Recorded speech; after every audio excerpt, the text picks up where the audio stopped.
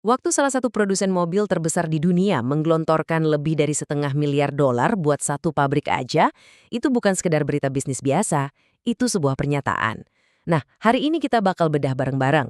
Kenapa sih Mitsubishi berani banget mempertaruhkan $565 juta di satu lokasi spesifik di Indonesia? Oke, kita mulai dari angkanya dulu ya. $565 juta. Coba deh sebutin pelan-pelan.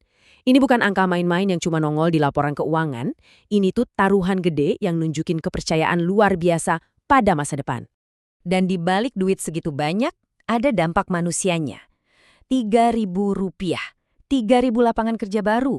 Artinya apa? 3.000 keluarga bisa punya penghidupan, bisa membangun komunitas, dan muterin roda ekonomi lokal. Jadi, kita punya dua hal nih, modal raksasa dan dampak ke manusia yang juga raksasa. Nah, ini yang bikin penasaran kan? Pertanyaan intinya, kenapa? Kenapa harus Indonesia? Dan yang lebih penting lagi, kenapa milih satu titik itu doang di peta Indonesia yang luas ini? Yuk, kita gali lebih dalam buat nemuin jawabannya. Oke, buat jawab pertanyaan tadi, kita harus zoom out dulu. Lihat gambaran besarnya. Perusahaan sekelas Mitsubishi itu sebelum nunjuk satu lokasi, pasti ngelihat negaranya dulu secara keseluruhan. Dan ternyata Indonesia itu nawarin sesuatu yang menarik banget buat mereka. Gimana nggak menarik? Indonesia itu negara dengan populasi terbesar keempat di dunia loh. Kelas menengahnya juga makin hari makin banyak. Artinya, pasar konsumennya itu raksasa, gede banget. Ini fondasi utamanya. Alasan paling dasar, kenapa perusahaan besar mau invest di sini. Nah, ini dia nih kuncinya. Coba lihat perbandingan ini. Kepemilikan mobil di Indonesia itu baru 78 unit per 1.000 orang. Bandingin sama Thailand, kita itu kurang dari setengahnya. Buat sebagian orang, angka ini mungkin kelihatan kecil. Tapi buat pebisnis, wow, ini bukan kelemahan, ini potensi. Artinya masih banyak banget ruang buat tumbuh. Pasar yang masih lapar lah istilahnya. Dan ini bukan cuma omongan kita loh. Dengerin langsung nih kata CEO Mitsubishi waktu itu, Osamu Masuko. Dia sendiri yang bilang pasar Indonesia itu besar banget dan permintaannya bakal makin meroket seiring pertumbuhan ekonomi. Jadi jelas kan, ini justifikasi langsung dari pucuk pimpinannya. Oke, kenapa Indonesianya udah kejawab ya? Sekarang kita zoom in lagi, kita kerucutin investigasinya. Dari Sabang sampai Merauke, kenapa sih mereka milihnya satu tempat ini aja, Cikarang? Jawabannya ada di Kota Delta Mas. Kalau kita ngomongin Kota Delta Mas, kita nggak cuma ngomongin sebidang tanah. Kita ngomongin sebuah master plan. Ini bukan kawasan industri yang tumbuh liar gitu aja. Bukan. Ini kota yang dirancang dari nol, sengaja dibuat buat ngegabungin industri, perumahan, dan area komersial jadi satu kesatuan. Jadi, apa sih maksudnya kota mandiri terpadu itu? Gampangnya gini deh, bayangin sebuah ekosistem yang super lengkap. Ada pabrik tempat kerja, sebelahnya ada perumahan, ada sekolah, ada toko, bahkan rumah sakit. Semuanya di satu tempat. Buat perusahaan kayak Mitsubishi, ini solusi banget. Mereka nggak perlu pusing mikirin karyawannya mau tinggal di mana, atau logistiknya gimana, semuanya udah disiapin. Dan di jantungnya kota Delta Mas ini ada permatanya. Namanya Greenland International Industrial Center, atau biar gampang kita sebut GIC. Coba lihat deh pemandangan dari atas ini. Rapi banget, modern, hijau. Nah, disinilah panggung utamanya. Disinilah pabrik $500 miliar Mitsubishi itu dibangun. Nah, sekarang kita masuk ke resep rahasianya nih. Apa sih yang bikin GIIC ini spesial banget sampai bisa narik raksasa-raksasa otomotif dunia? Jawabannya simpel. GIIC ini bukan kawasan industri biasa. Lihat data ini. Ini ngomong banyak banget. 70% industri di GICC itu otomotif dan teman-temannya. Artinya apa? Ini bukan gudang campur aduk.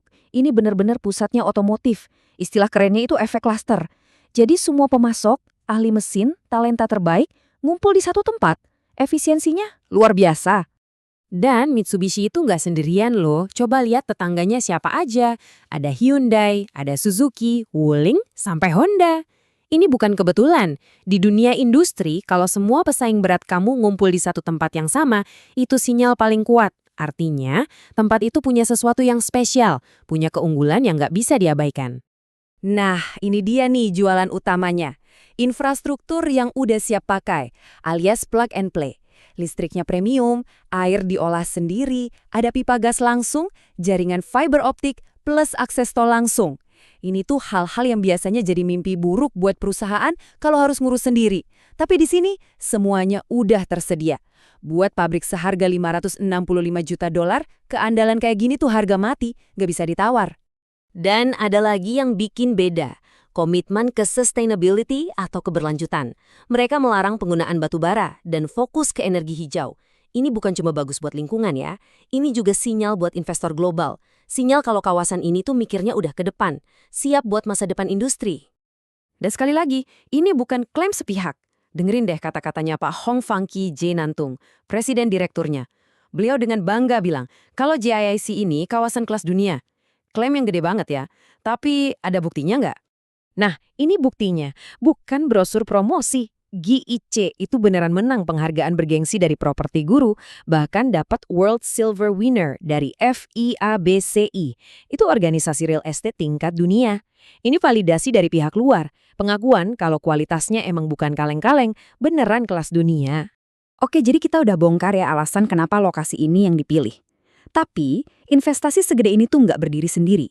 Coba kita zoom out sekali lagi, kita lihat gimana satu pabrik ini bisa jadi bagian dari cerita ekonomi yang jauh-jauh lebih besar. Carlos Ghosn, yang waktu itu jadi bos besar aliansi Renault Nissan Mitsubishi, ngasih kita perspektif yang lebih luas. Kata dia, pabrik ini bukan cuma soal ngincer pasar Indonesia aja, tapi ini soal membangun basis strategis untuk seluruh kawasan ASEAN. Jadi ini dia intinya, cerita pabrik Mitsubishi di GICIC ini ternyata bukan cuma soal mobil. Ini tuh semacam blueprint, sebuah contoh nyata, studi kasus tentang gimana sih caranya narik investasi global yang nilainya fantastis. Dan ini ninggalin kita sama satu pertanyaan besar buat dipikirin. Apa model kayak gini? Kota terpadu, industri yang spesifik, infrastruktur premium, adalah formula jitu buat masa depan pembangunan industri di seluruh dunia? Kalau ngelihat semua bukti yang kita bahas hari ini sih, kayaknya jawabannya condong ke iya ya.